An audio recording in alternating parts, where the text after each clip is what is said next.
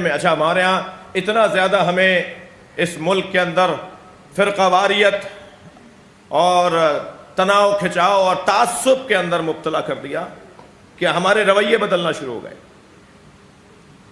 ممکن ہے کوئی کیسا مولانا میں متعصب نہیں ہوں، لیکن آپ متعصب نہیں ہیں، مگر چھینٹیں تو تعصب کی آپ پر بھی آتی ہیں، کیونکہ آپ اسی ماحول میں رہتے ہیں، آپ اسی گلی سے گزرے ہیں جہاں سے طرح طرح کے گندیدہ پانیوں کا گزر ہے. لہٰذا ہم نہ چاہتے ہوئے بھی تعصب کا شکار ہو جاتے ہیں.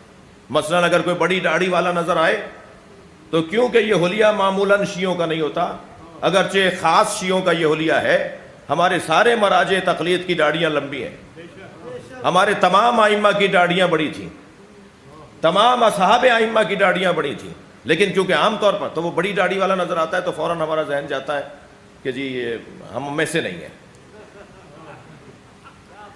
پائیں چاہ تھوڑا سا اوپر کر کے نماز پڑھنا ہمارے یہاں بھی مستحب ہے، اور ہم کہتے ہیں جی چھوٹی شلوار، مجھے معاف کیجیے گا. یعنی اتنا اس ماحول نے ہمیں تقسیمات، یعنی ان چیزوں سے ہم تقسیم ہو گئے. تھوڑی سی کڑوی باتیں ہو جائیں، ہم ان چیزوں سے ایک دوسرے سے دور ہوتے چلے گئے. ہم ایک دوسرے کے پیچھے نماز پڑھنا تو دور کی بات ہے، ایک دوسرے کے ساتھ کھڑے ہو کے نماز پڑھنے کے روادار نہیں ہے. وہ بریلویوں کی مسجد ہے، اگر اس میں دیوبندی چلا گیا تو دھکا پڑے گا. وہ دیوبندیوں کی مسجد ہے، اگر اس کے اندر سلفی چلا گیا تو اس کے ساتھ کیا ہوگا. اور وہ سلفیوں کی مسجد ہے، اگر اس میں کوئی شیعہ چلا گیا تو اس کے ساتھ کیا ہوگا. پوری مسجد دھوئیں گے بعد میں.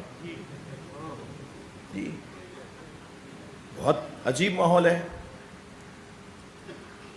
ہم ایک دوسرے سے سچے نہیں ہیں، ہم ایک دوسرے کو سمجھا نہیں پا رہے، پیار نہیں کر رہے انسان بحیثیت انسان.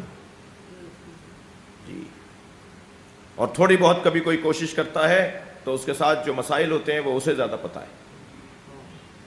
جی ہم تو آسان اور سادہ اور سستا اور آسان کام کرنے کے عادی ہو گئے ہیں. مجموعی طور پہ بات کر رہا ہوں، کوئی مجھ سے خفا نہ ہو. ہمارا یہ چند ادارے ہیں، ان میں سے ایک اسکول میں گیا تو ہم نے پوچھا جی کیا ہے تعداد بچوں کی کتنی ہے. محترمہ سے پوچھا تو انہوں نے کہا جی اتنے بچے ہم نے پچھلے دنوں نکال دیے ہیں، اتنے بچے ہم نے. میں نے کہا جی کیوں نکال دیا آپ نے بچوں کو؟ کہنے لگے وہ پڑھنے والے نہیں تھے. تو میں نے کہا پھر اس میں آپ کا کیا ہنر ہے؟ اگر نہ پڑھنے والے بچوں کو آپ نکال دیتی ہیں اور پڑھنے والوں کو رکھ لیتی ہیں تو پھر آپ نے کیا کیا؟ وہ بچہ تو خود پڑھ رہا ہے نا، آپ نے اسے رکھ دیا ہے کہ جو پڑھ رہا ہے، جو نہیں پڑھ رہا اسے آپ نے نکال دیا. ہنر تو یہ تھا کہ انہیں رکھتی جو پڑھنے والے نہیں تھے، تب پتہ چلتا کہ آپ میں دم و طاقت کتنی ہے. ہم تو عبادت گزاروں سے دوستی کرتے ہیں، داڑھیوں والوں سے دوستی کرتے ہیں. میں ان دوستیوں کے اوپر منفی تبصرہ نہیں کر رہا. ہم تو مذہبی لوگوں کے ساتھ بیٹھتے ہیں، ہم تو ان لوگوں کے ساتھ بیٹھتے ہیں کہ جو نماز جماعت میں برابر جاتے ہوں، حج ان کا کبھی مثلا زندگی میں انہوں نے حج واجب ادا کر لیا ہو، زکوٰۃ برابر دیتے ہیں، خمس کے پابند ہیں. ہمیں وہ زیادہ اچھا لگتا ہے، مگر ہمیں وہ اچھا نہیں لگتا کہ جس کے مثلا چہرے پہ داڑھی نہیں ہے. مثال کے طور پر وہ کسی ایسی جگہ جاتا ہے کہ جہاں آپ جانا شرم محسوس کرتے ہیں. مثلا اس کا جو حلقہ احباب ہے وہ نہ ہنجاروں کا ہے اور نہ بکاروں کا ہے مثلا. جی ہم تو ان سے دور دور رہتے ہیں کہ نہیں اگر ایسا ہو گیا تو کیا ہوگا.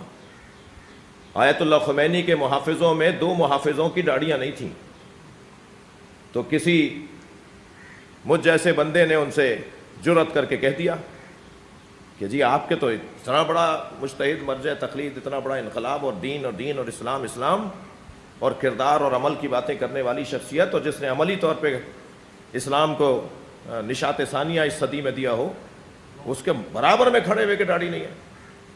تو انہوں نے فرمایا یہ اس کا ذاتی عمل ہے، کیا معلوم کہ میرے رویوں کے بعد وہ داڑھی رکھے، اور میرے کہنے سے اگر داڑھی رکھے گا تو کسی کے کہنے سے کاٹ بھی دے گا. وہ خود سوچے کہ وہ کیا کام انجام دے رہا ہے. تو ہم بہت ساری تنگیوں کا شکار ہیں، مجھے معاف کیجیے گا، بہت ساری گھٹنوں کا شکار ہیں. ہوگی یہ مجلس تو ہوگی، ہوگا یہ ماتم تو ہوگا.